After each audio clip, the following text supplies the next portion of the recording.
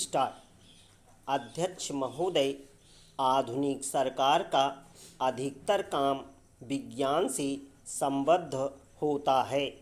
जनता को बधाई गई आशाओं को हम विज्ञान से ही पूरा कर सकते हैं।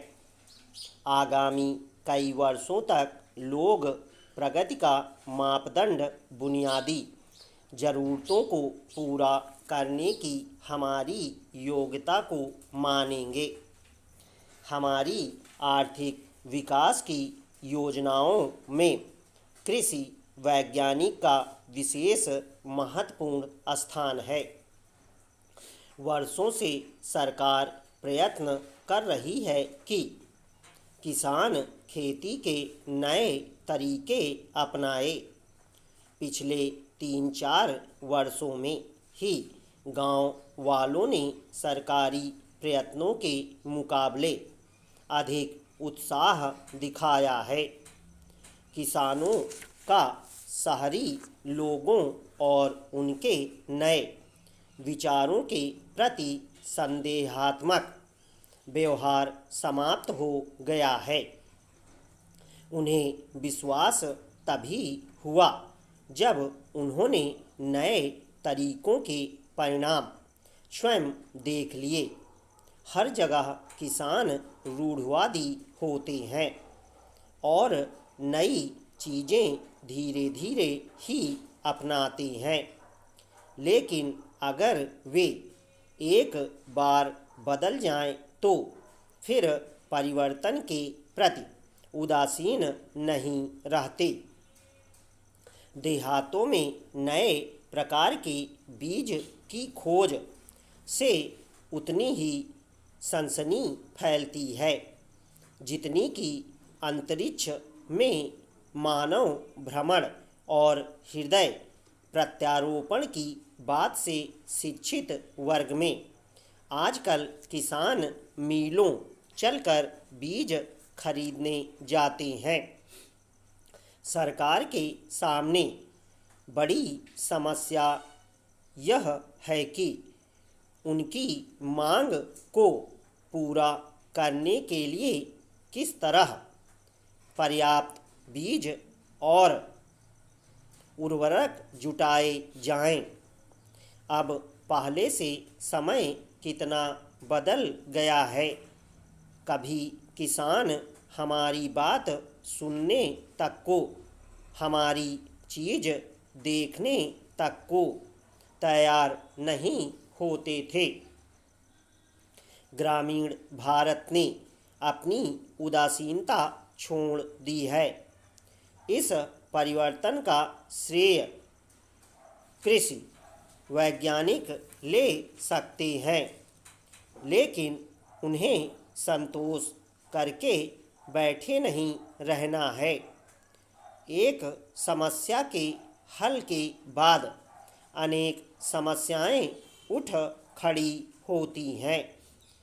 नई किस्मों का प्रयोग बहुत बड़े क्षेत्रों में किया जा रहा है। किसानों की मांग और शीघ्र आत्मनिर्भरता प्राप्त करने की हमारी अपनी इच्छा के कारण हमें जल्दी है। इसलिए यह कार्य कम से कम पूर्व परीक्षण के साथ शीघ्रता से किया जा रहा है। आधुनिक खेती में कई तकनीकों और चीज़ों का मिश्रण है। दूसरों की उपेक्षा करके एक को अपनाना संभव नहीं है। वैज्ञानिकों के ऊपर उन समस्याओं के समाधान का विशेष उत्तरदायित्व है जो उन्हीं के अनुसंधान के कारण उत्पन्न हुए हैं। सामान्य तौर पर कृषि वैज्ञानिक और सरकार के सामने सबसे बड़ा काम यह देखना है कि नए कार्यक्रम में कोई असफलता न हो। नई किस्म के बीजों को पौधों की कोई बीमारी न पकड़े। उपाध्यक्ष महोदय, औसत किसान के पास बर्बाद करने के लिए पैसा नहीं होता, न ही वह अनावश्यक जोखिम उठा सकता है। वह तब तक किसी वस्तु का प्रयोग नहीं करेगा जब तक वह अन्य कहीं सफल न हो गई हो। हमारे प्रदर्शन कार्यक्रमों द्वारा आश्वस्त होने के कारण ही बड़ी संख्या में किसान नई किस्म के बीज और उर्वरकों का प्रयोग करने लगे हैं। बड़ा किसान तो इस क्षेत्र में उत्साहित है ही, लेकिन छोटे किसान का उत्साह तो उससे भी अधिक है। उसके लिए तो खेती में थोड़ा सा सुधार भी काफ़ी होता है। नए कृषि कार्यक्रमों में वह उस लाभ का अवसर देखता है जो उसकी उन छोटी मोटी बहुत सी आवश्यकताओं की पूर्ति कर सकता है जिन्हें वह लंबे समय से पूरी नहीं कर पाया था। यह स्वाभाविक ही है कि किसान राष्ट्रीय आत्मनिर्भरता की अपील पर उस सीमा तक ही ध्यान देंगे जहां तक नए कार्यक्रम से उनका जीवन स्तर ऊंचा उठता है। यदि उनके अतिरिक्त प्रयत्नों से उनके परिवारों को ही पर्याप्त लाभ नहीं होता तो हम उनसे राष्ट्र के लिए पैदावार बढ़ाने की आशा कैसे कर सकते हैं। हम आदानों यानी खेती में प्रयुक्त होने वाली चीज़ों की बात करते हैं, लेकिन वैज्ञानिक कृषि में श्रम का आदान सबसे महत्वपूर्ण है। सिर्फ बीज बोकर बाकी काम धूप, पानी और भाग्य पर छोड़ देने से आधुनिक खेती नहीं होती।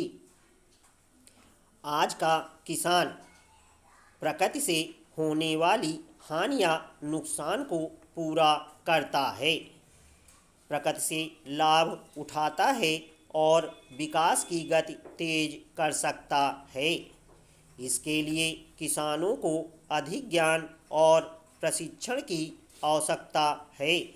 साथ ही प्रशासनिक एजेंसी को खेती संबंधी सूचना इस रूप में प्रसारित करनी चाहिए जिससे मामूली साक्षर किसान भी उसे समझकर उससे लाभ उठा सके।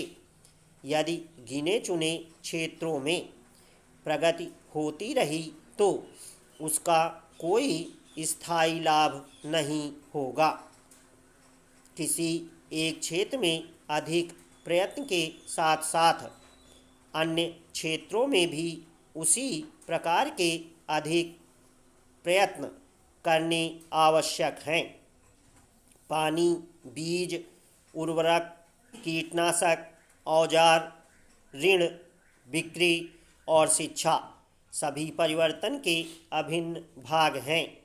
कृषि वैज्ञानिकों को, जिनमें वनस्पति शास्त्री ही नहीं बल्कि कृषि इंजीनियर व अर्थशास्त्री भी शामिल हैं, विकास के इस समन्वित कार्यक्रम में बहुत योगदान करना है। इस बात पर बहुत विवाद है कि क्या भारत में भी उन क्षेत्रों में अनुसंधान होना चाहिए जिनमें पहले ही विदेशों में कार्य किया जा चुका है। बाहर से औद्योगिक ज्ञान की आवश्यकता और औचित्य भले ही हो, लेकिन हम अपनी कृषि समस्याएं दूसरों से हल नहीं करा सकते।